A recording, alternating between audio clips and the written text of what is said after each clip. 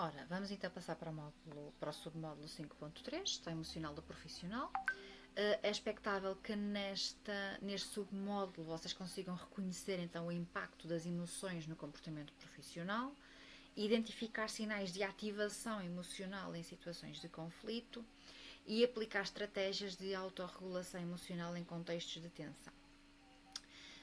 E ainda compreender a importância do autocontrole para uma gestão eficaz dos conflitos.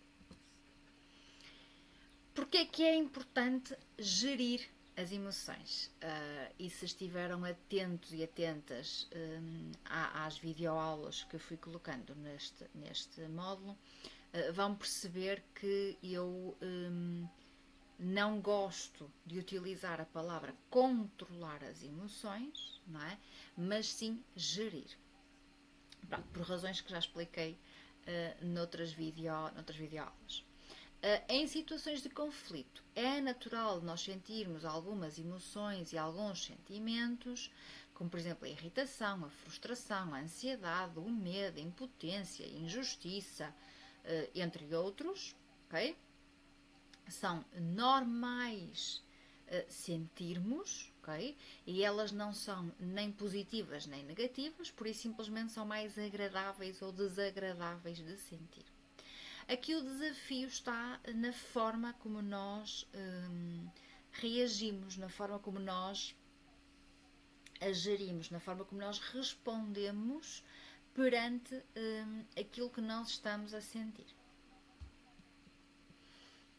Diferenciar desde logo dois conceitos, não é? Portanto, a emoção não é comportamento, uma emoção é uma resposta química do nosso corpo, okay? Uma resposta muito imediata do nosso corpo, e comportamento é a forma como nós vamos então reagir perante aquilo que foi a nossa resposta emocional e sentimental. Sentir uma emoção não significa agir impulsivamente. Isto pode parecer-vos assim um bocadinho redutor, mas tem uma mensagem implícita muito importante. Porquê? Porque muitas pessoas muitas vezes dizem: eu não tenho culpa de me comportar desta forma, é aquilo que eu sinto. E se nós quisermos partir esta frase em bocadinhos e trabalhá-la, nós teríamos muito sumo para o fazer, ok? Sim, as pessoas são responsáveis pelo seu comportamento. Não, as pessoas não podem culpar as emoções pela forma como se comportam, está bem?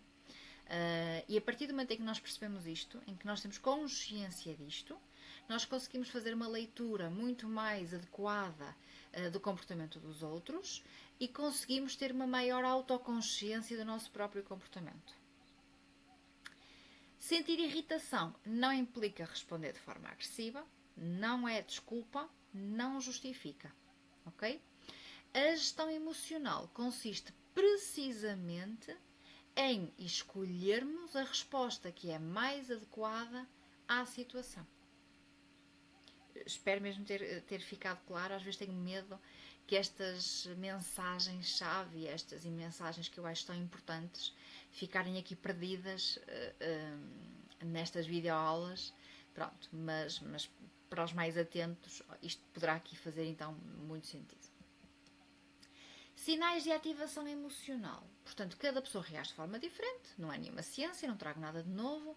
Que sinais físicos é que nós podemos perceber, não é? E estar atentos por forma a fazermos esta leitura da nossa ativação emocional? Desde logo o aumento da frequência cardíaca, uma tensão muscular, uma respiração acelerada, as mãos trêmulas, uma sensação de calor, portanto, tudo isto a nível físico. A nível cognitivo, nós podemos ter aqui dificuldades de concentração, pensamentos negativos, vontade de responder imediatamente, uma interpretação mais negativa das intenções dos outros. Isto a um nível mais cognitivo. A um nível mais comportamental, eu tenho um aumento do tom de voz, as interrupções, as respostas mais impulsivas, dificuldade em escutar, ou seja, tudo isto para percebermos que de facto emoção e comportamento são coisas efetivamente muito diferentes. E não podemos culpabilizar, claro que uma coisa leva à outra, Claro que se eu acabei de passar por uma situação em que estou irritada, provavelmente o meu comportamento não é? vai ser uma resposta a esta irritação, mas percebermos que temos a capacidade, perante aquela irritação, podermos parar, refletir e poder agir de uma forma diferente. Está bem? Não responsabilizarmos o nosso comportamento com base nas nossas emoções, mas responsabilizarmos com base naquilo que também é o nosso querer ou não ter um comportamento diferente. E portanto, para isso, e para nos ajudar então a ter esta consciência, para nos ajudar a ter um comportamento diferente, não é? Temos aqui algumas estratégias de autorregulação emocional que podem passar por fazer uma pausa, começando aqui pelo lado esquerdo, não é? Fazer uma pausa. Nem sempre é necessário responder imediatamente, nem sempre é o mais produtivo respondermos imediatamente. Uma pequena pausa pode mesmo evitar respostas impulsivas e por isso é que é muito importante, muitas vezes, nós termos esta capacidade de parar para refletir. Respirar de forma consciente. Uma respiração lenta e profunda ajuda a reduzir a ativação fisiológica. Muitas vezes nós usamos esta respiração muito à base do senso comum. Não é? Respirar fundo. Sim, respirar fundo é muito importante. Principalmente fazer uma respiração diafragmática. Há a respiração 4-4-4, que é uma respiração até das mais aplicadas no dia a dia. E respirar fundo está a oxigenar um dos órgãos mais importantes do nosso corpo, o nosso cérebro, não é? E está a permitir que o nosso lobo pré-frontal, a nossa zona da tomada da decisão, possa aqui potenciar esta zona, não é? E possa aqui responder de uma forma até mais adequada. Portanto, a respiração é efetivamente uma estratégia muito importante de regulação emocional. Focarmos-nos no problema, e voltamos aqui a falar novamente disto, que já falámos em muitas videoaulas. Evitar personalizar o problema. Não é sobre nós, não é sobre a outra pessoa, é sobre o trabalho, é sobre aquilo que está a ser feito. Não é? Sermos muito pragmáticos quando nos focamos em problemas. Usar um diálogo interno positivo, não é? Que acaba por ser importante, não no sentido de nos enganarmos, não no sentido de vai ficar tudo bem, não, mas no sentido de podermos canalizar a nossa energia para a resolução e não para o massacre, não é? Pessoal. Portanto, consigo manter a calma, vou ouvir antes de responder, esta situação não é um ataque pessoal. Portanto, este discurso interno positivo no sentido de nos permitir então chegarmos aqui a alguma resolução. E pedir apoio quando necessário, reconhecer que os próprios limites, não é? Também faz parte aqui da nossa gestão emocional e, portanto, se eu percebo que naquele momento não é o melhor momento, se eu percebo que sozinha não consigo fazê-lo, portanto, pedir ajuda é efetivamente muito importante.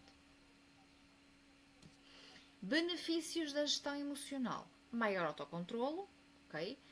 Até comportamental, melhor comunicação, decisões mais ponderadas, redução da tensão, maior confiança do cliente.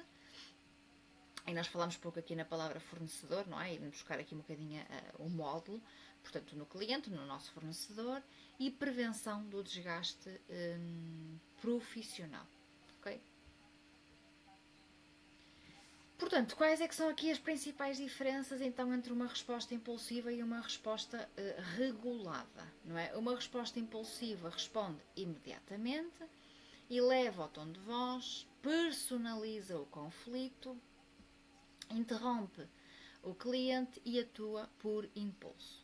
Uma resposta regulada faz uma pausa antes de responder, mantém um tom de voz calmo, centra-se na situação, escuta até ao fim e reflete antes de agir.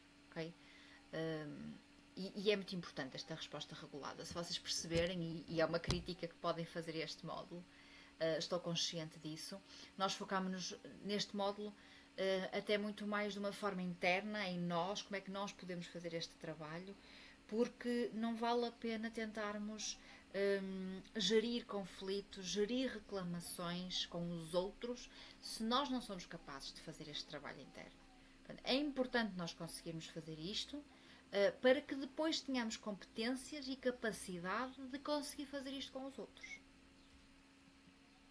Pronto, posto isto, deixo-vos então aqui a atividade 3. está bem? Que estará então presente no fórum, como todas as atividades, e desejo-vos então um bom trabalho.